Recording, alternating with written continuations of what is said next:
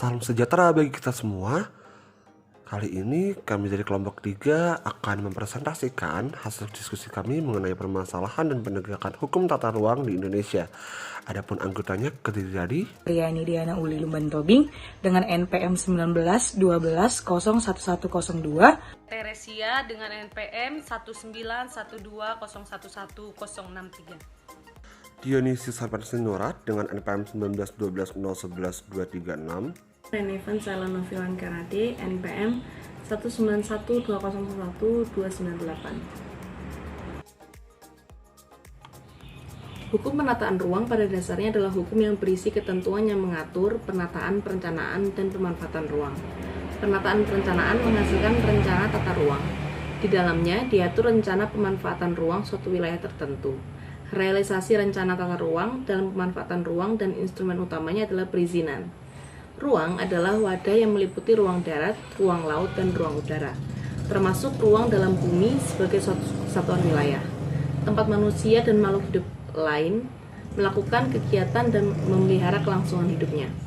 Tata ruang adalah wujud struktur ruang dan pola ruang. Penataan ruang adalah suatu sistem proses perencanaan tata ruang, pemanfaatan ruang, dan pengendalian pemanfaatan ruang.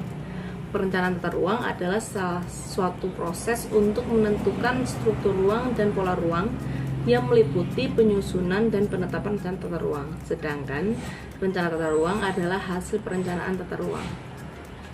Baik, selanjutnya kita akan memasuki ke dalam pembahasan mengenai permasalahan yang sering terjadi di dalam hukum tata ruang. Adapun permasalahan yang sering terjadi dalam hukum tata ruang itu mencakup yang pertama permasalahan dalam proses penyusunan rencana tata ruang, yang kedua ialah permasalahan dalam implementasi rencana tata ruang, dan yang ketiga mengenai permasalahan dalam pengendalian dan pengawasan pemanfaatan tata ruang. Pada kesempatan kali ini, saya akan menjelaskan mengenai permasalahan yang terjadi dalam proses penyusunan rencana tata ruang. Adapun permasalahan yang sering timbul dalam proses penyusunan rencana tata ruang itu sendiri, yang pertama yaitu mengenai keterbatasan anggaran untuk perencanaan. Biasanya hal ini terjadi karena tidak adanya standar anggaran atau biaya untuk proses penyusunan suatu produk rencana tata ruang, serta adanya perbedaan penyediaan anggaran setiap daerah untuk membiayai penyusunan rencana tata ruang, dan dana yang tersedia di masing-masing daerah cenderung terbatas. Permasalahan yang kedua yaitu menyangkut ketersediaan, keakuratan, dan integrasi data serta peta. Permasalahan ini biasanya terjadi karena beberapa faktor. Yang pertama ialah sulitnya ketersediaan data pada lingkup regional atau wilayah seperti kabupaten maupun wilayah, serta data-data umum yang mencakup data sektoral yang dapat diperoleh. Lalu faktor yang kedua yaitu mengenai kualitas dan kuantitas data yang berbeda-beda untuk jenis data yang sama karena sumber keluarannya yang berbeda. Selanjutnya mengenai faktor yang ketiga yaitu masih kurangnya keserasian serta koordinasi antar instansi yang berkepentingan mengenai data. Untuk faktor keempat yaitu ketersediaan peta satelit daerah yang terbatas, serta faktor yang kelima yaitu penggunaan teknologi penginderaan jauh seperti foto udara yang masih mahal sehingga belum dapat dijangkau bagi sebagian besar pemerintah daerah. Selanjutnya yaitu permasalahan ketiga yaitu menyangkut kemampuan sumber daya manusia dan ketersediaan perangkat analis. Untuk permasalahan ini biasanya terjadi dikarenakan beberapa faktor. Faktor yang pertama yaitu kurangnya SDM dalam melakukan pengelolaan serta analisis data, merumuskan konsep rencana, menggunakan perangkat analisis terutama teknologi mutakhir, dan pembuatan serta penyajian data.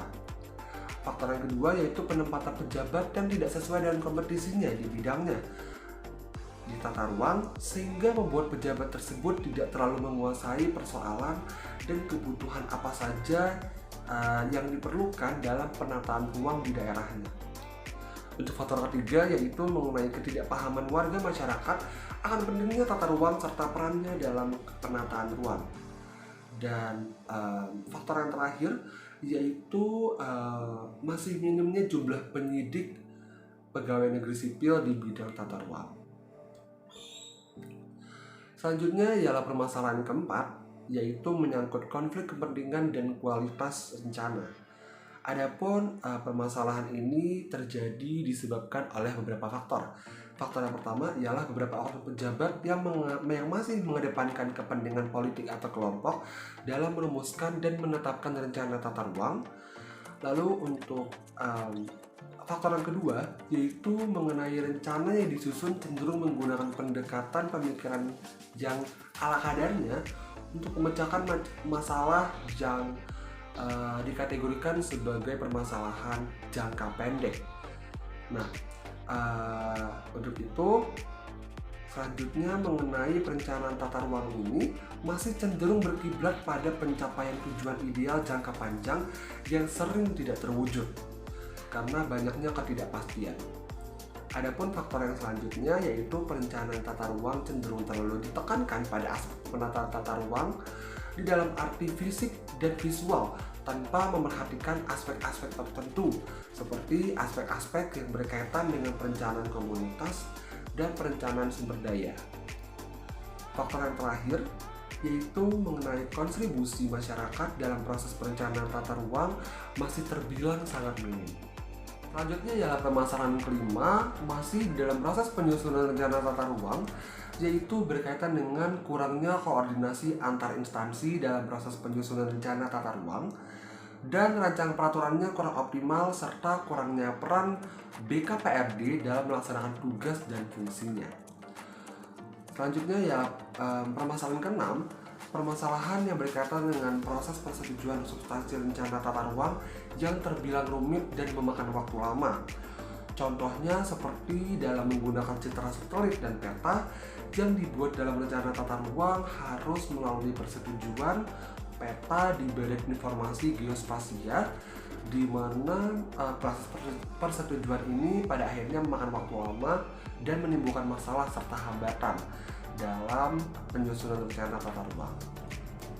Permasalahan terakhir yaitu berkaitan dengan proses penetapan raperda.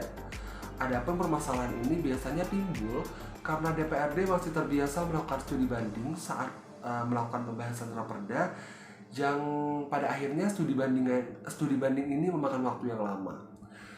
Waktu yang lama ini dihabiskan biasanya disebabkan oleh pemilihan lokasi studi banding yang masih tidak tepat seperti itu. Dan biasanya faktor selanjutnya ialah kemampuan SDM anggota DPRD yang dapat kita katakan masih kurang itu dalam memahami penataan ruang. Yang selanjutnya ialah permasalahan dalam implementasi rencana tata ruang.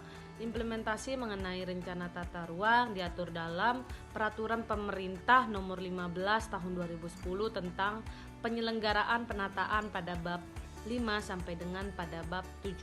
Adapun permasalahan dalam implementasi rencana tata ruang yaitu yang pertama adanya ketidaksesuaian antara perencanaan yang dibuat dengan perkembangan kota atau daerah. Yang kedua, adanya peningkatan kebutuhan tanah untuk kegiatan pembangunan. Yang ketiga, pemanfaatan ruang tidak berpedoman pada peruntukan ruang yang telah ditetapkan dalam rencana tata ruang. Yang keempat, penyusunan program sektoral dan pelaksanaan pembangunan tidak sinkron dan tidak mengacu kepada rencana tata ruang yang telah ditetapkan. Yang kelima yaitu masih adanya konflik kepentingan antar sektor seperti perkembangan, kehutanan, lingkungan, dan lain-lain. Yang keenam, menurunnya jumlah kawasan yang mempunyai fungsi konservasi seperti kawasan resapan air dan daerah aliran sungai. Dan yang terakhir, yang ketujuh ialah keterbatasan daya dukung dan keterbatasan daya tampung lingkungan. Baik, di sini saya akan membahas mengenai permasalahan-permasalahan dalam pengendalian dan pengawasan pemanfaatan ruang. Adapun permasalahan yang terjadi dalam pengendalian dan pengawasan pemanfaatan ruang di Indonesia yaitu yang pertama, masih sedikitnya daerah yang memiliki peraturan zonasi. Di sini peraturan zonasi diartikan sebagai ketentuan yang mengatur tentang persyaratan pemanfaatan ruang. Yang kedua itu, pemberian izin pemanfaatan ruang belum sesuai dengan rencana pemanfaatan ruang.